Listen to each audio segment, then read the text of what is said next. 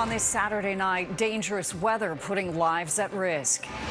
As extreme heat and wildfires scorch parts of California, this heat is killing us. Concern grows over the state's power grid. Plus, on the ground in Pakistan, Canadian efforts to help as the death toll and displacement from historic flooding climbs. Mission aborted. Why NASA's Artemis 1 moon launch is canceled. Launch Director Charlie Blackwell-Thompson has called a scrub. For a second time in a week. The end of a brilliant career. These are happy tears, I guess. And tennis icon Serena Williams' impact on the next generation. Global National with Farah Nasser. Reporting tonight, Colleen Christie. Good evening. Thanks for joining us. The catastrophic effects of climate change are on full display tonight on opposite sides of the globe. In Pakistan, more than 33 million people are now affected by devastating floods, while in California, the state already in a deep drought heads into the worst of its fire season. And that's where we begin our coverage. As Jennifer Johnson reports, some residents are literally fleeing for their lives. California is literally burning up. Thousands have been ordered to evacuate as the so-called mill fire rages out of control. Many residents had almost no time to collect their belongings when the emergency order to get out was issued. Just a couple of backpacks, clothes on our back. My youngest son don't even have shoes on his feet. Rapid rate of spread. And now, just across an interstate from the mill fire, another wildfire has broken out, the mountain fire. More residents in that area have been told to leave too. The fires and smoke are shutting down major highways. Holiday travelers heading north this weekend are being warned to take precautions. Emergency roadside kits, I highly recommend. Have a phone charger with you and water because this heat is killing us. Deadly high temperatures are threatening lives not only in California but in several other nearby states. It's become unbearable for residents of this San Fernando Valley senior mobile home park, which lost power Thursday night. It's terrible. The heat is it's killing me. The intense heat is too much for the power grid in many areas. Residents are being urged to turn up their air conditioning thermostats to cut electricity use. Outside Los Angeles, officials are warning of rolling blackouts between Sunday and Tuesday. What we're trying to do is lessen the effect on our load, and if we can do those and do them sporadically, that would help us not to have a bigger outage. The heat is so suffocating, emergency crews are responding to hundreds of heat-related calls a day. Officials are warning people to stay inside from 10 a.m. to 6 p.m. Well, I'm Canadian, so I'm not really built for this heat. I'm going to try and wear a light color unlike this black shirt today and drink a lot of water. That's my goal. Millions of others are sharing that goal as this end of summer long weekend scorches parts of the U.S. West. Jennifer Johnson, Global News, Washington. In Alberta, crews are working to control a lightning-caused wildfire in Jasper National Park. It started overnight Thursday. Fire control lines were put in place early this morning to protect power lines to the town of Jasper. No communities are at risk, but Environment Canada has issued a special air quality statement. And in BC, there's a new wildfire about 8 kilometers west of Penticton. Officials say the Blue Mountain wildfire is currently out of control and is suspected to be human-caused. To Pakistan now, where a flooding crisis of unimaginable proportions continues to unfold. The United Nations says record monsoon rains have already caused more than 1,200 deaths, and the situation is expected to get worse. The World Health Organization estimates more than 6.4 million people are in dire need of humanitarian aid. And with infrastructure heavily damaged in parts of the country, Pakistani officials are pleading for help from the international community.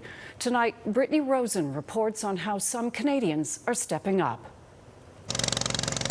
Left with nothing, boats carry a microscopic fraction of the 33 million Pakistanis affected by catastrophic floods.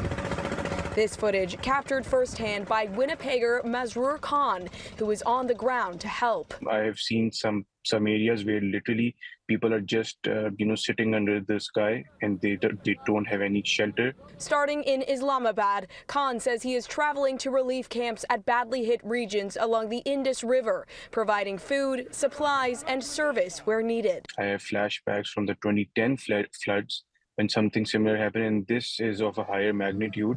And I know the plight of the people back in 2010, and it definitely compelled me to go back. Khan is again tasked with helping those caught in the crossroad of a climate disaster and a humanitarian crisis, which has left more than 1,200 dead and an estimated $10 billion US worth of damage. The scale of devastation is massive and requires immense humanitarian response for 33 million people. For this, I appeal to my fellow Pakistanis, Pakistani expatriates, and the international community to help Pakistan in this hour of need. Ravaging floodwaters have also caused a health crisis, creating an ideal climate for waterborne illnesses and leaving hundreds of thousands of pregnant women potentially in need of care. Things like cholera, typhoid, E. coli infections. And these can be devastating, especially when so many people are exposed in such a short period of time. Which is why we're making sure that we get people clean drinking water. Canadian organizations like Global Medic are acting quickly to send humanitarian aid that includes water purification units. The Canadian government has so far pledged $5 million towards the crisis in Pakistan, which will go towards food and cash assistance for those who are most severely impacted. Officials tell Global News they continue to monitor the situation and stand ready to provide additional assistance based on needs. Brittany Rosen, Global News, Toronto.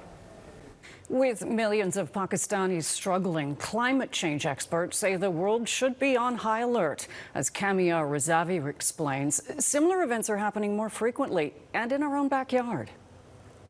If you think what happened in Pakistan can't happen closer to home, think again. That was the UN Secretary General's ominous warning. Today, it is Pakistan. Tomorrow, it could be your country. Well, it's kind of crass, but when I see pictures like that, it's like, well, we told you so. Jennifer Francis is among the 97% of the world's scientists who are warning of the dangers of human-caused climate change. These extremely heavy precipitation events are much more frequent, and they're happening really all over the world now. That's because as the planet warms, more water off the oceans and also off land is being released into the atmosphere. It acts like another greenhouse gas, literally juicing storms and making them more powerful. So as the planet warms up, the capacity of the atmosphere to hold water vapor is going to go up. And that is basically, leading to events like this. There were the storms that pounded Germany last year, the atmospheric rivers that drenched BC last fall, and Hurricane Harvey that stalled over Houston in 2017. And that's to say nothing of more heat waves. Experts fear climate change means that weather extremes like the one Pakistan is experiencing will only get worse. We expect that the whole monsoon system, like the whole monsoon circulation, South Asian monsoon circulation, would intensify, fueling the need to be better prepared for a changing and more dangerous world. Kamia Razavi, Global News. And the biggest oil sands producers in the country say they're feeling hopeful after meetings with the Deputy Prime Minister this week. The industry, which is responsible for most of Canada's greenhouse gas emissions, is looking for a massive investment from Ottawa to help it decarbonize. It's asking for tens of billions of federal dollars to build a carbon capture and storage operation in northern Alberta. But as Heather Urex-West explains, critics say public money is better spent elsewhere. It was a meeting that lasted only an hour this week in Calgary. The Deputy Prime Minister, a room full of energy CEOs, and one pretty hard sell. Really thrilled that she made the time while she was in Calgary to meet with Pathways and our 6 CEOs. Really productive conversation. We are aligned in our objective to execute these big carbon decarbonization projects.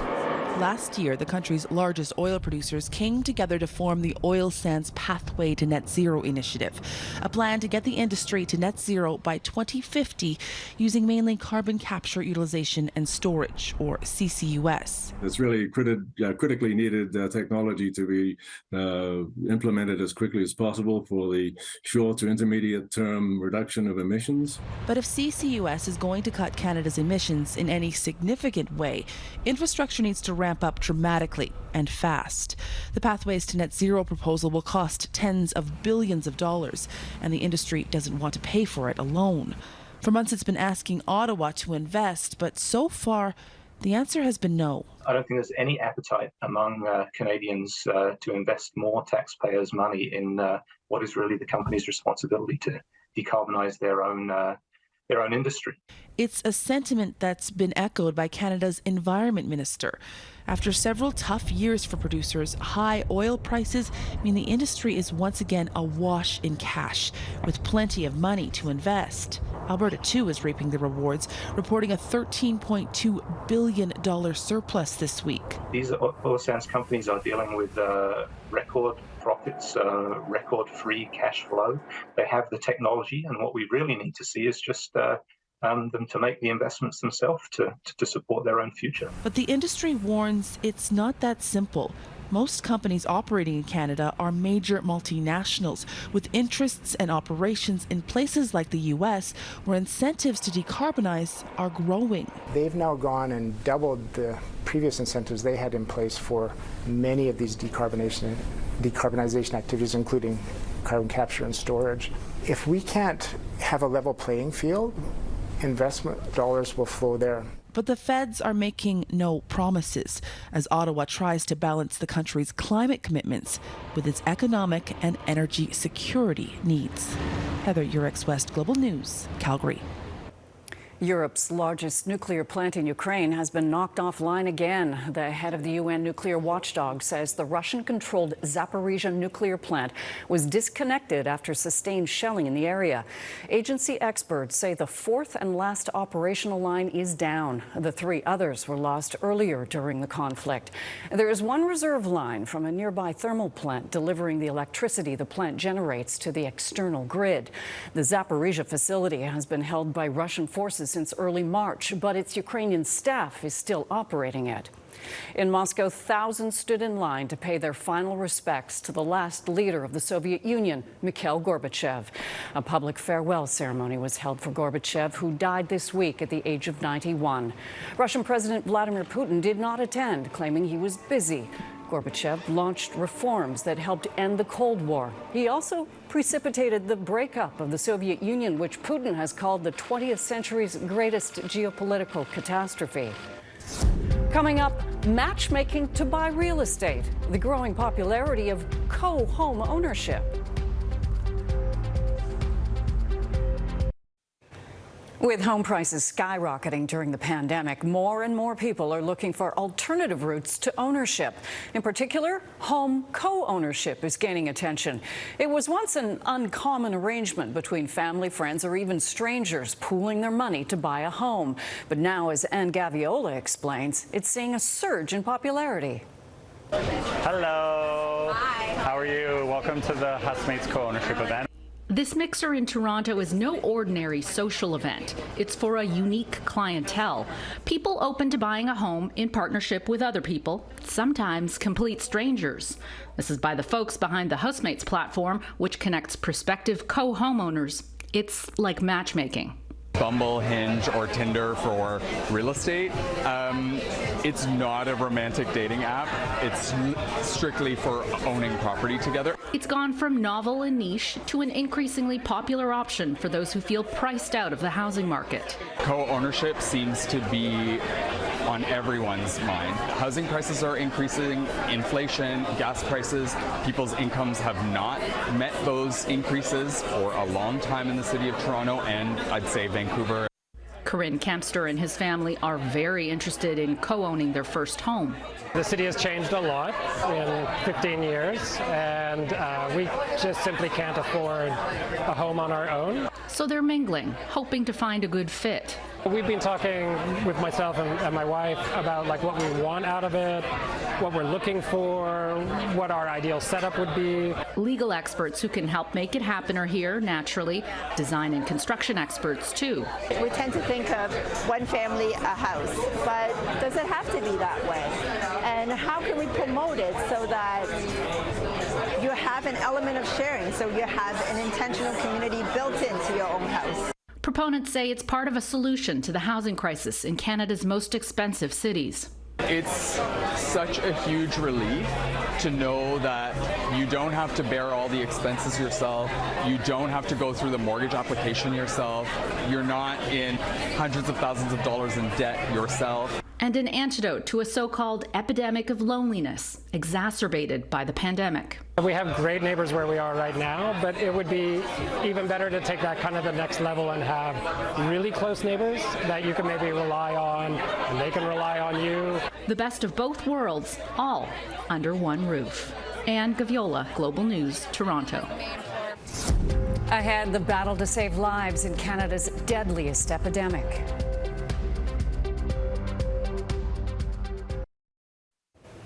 It's an epidemic many Canadians would rather ignore. For years, the opioid crisis has shattered families and communities across the country, taking lives in every age and socioeconomic demographic. Since 2016, more than 29,000 people have died as a result of drug toxicity.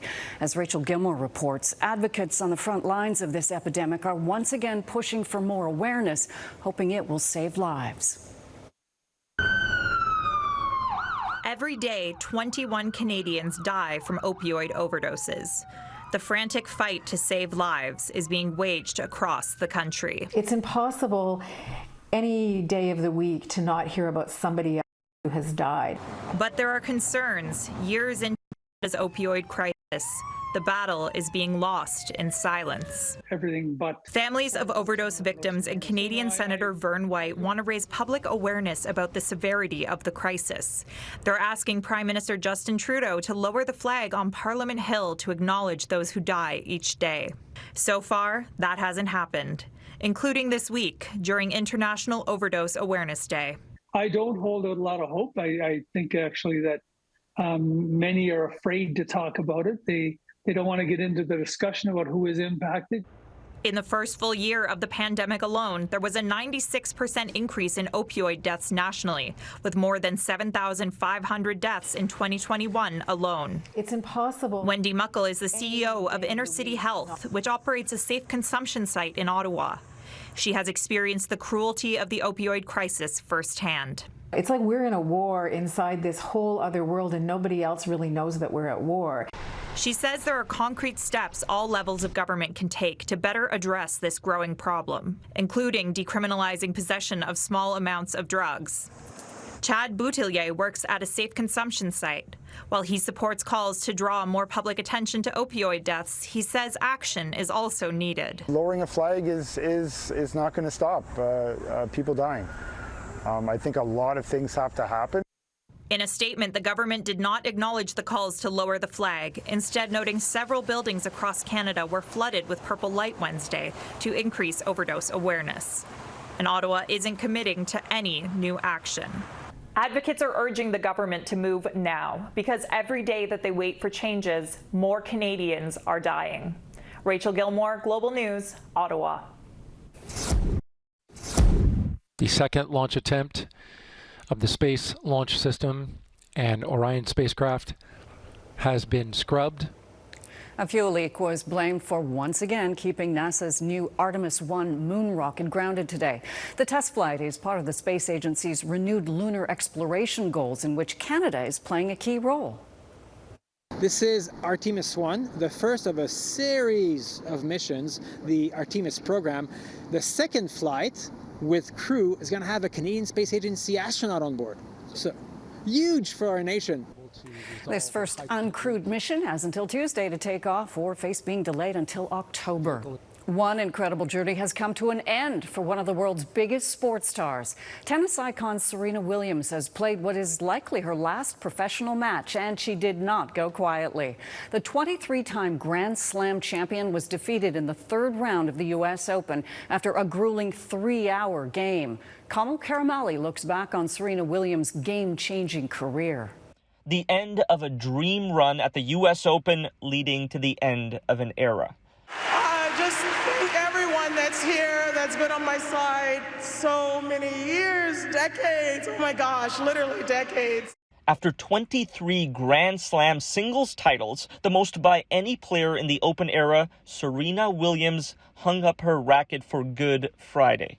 And the tributes came pouring in from the king of the basketball court. It's unprecedented, and it's been an honor to watch your journey. To women's tennis legend Billie Jean King.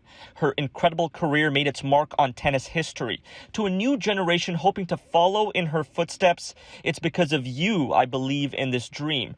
Former U.S. First Lady Michelle Obama also tweeting, how lucky were we to be able to watch a young girl from Compton grow up to become one of the greatest athletes of all time.